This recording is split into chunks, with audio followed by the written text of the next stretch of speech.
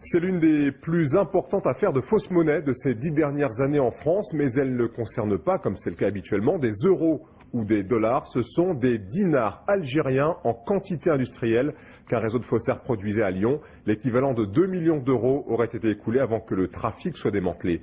Jocelyn Huchet et Sophie Decroix.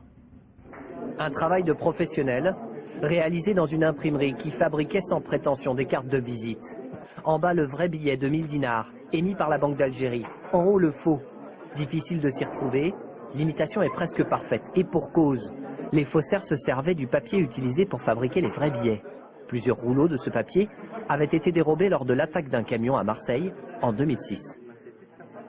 C'est un papier qui supporte toutes les sécurités du billet et qu'à partir du moment où vous avez ce type de billet, de papier entre les mains, il suffit de trouver un imprimeur capable de vous imprimer dans de bonnes conditions une image très propre pour arriver à un produit fini qui est proche du billet réellement en circulation en Algérie. L'atelier se trouvait derrière ce portail métallique, dans une petite rue à quelques pas du centre-ville de Lyon.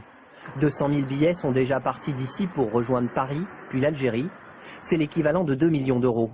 L'imprimerie était le dernier maillon d'un vaste réseau de contrefaçon de monnaie. Hier, 12 faussaires présumés ont été mis en examen. Ils étaient surveillés depuis plusieurs mois par la police.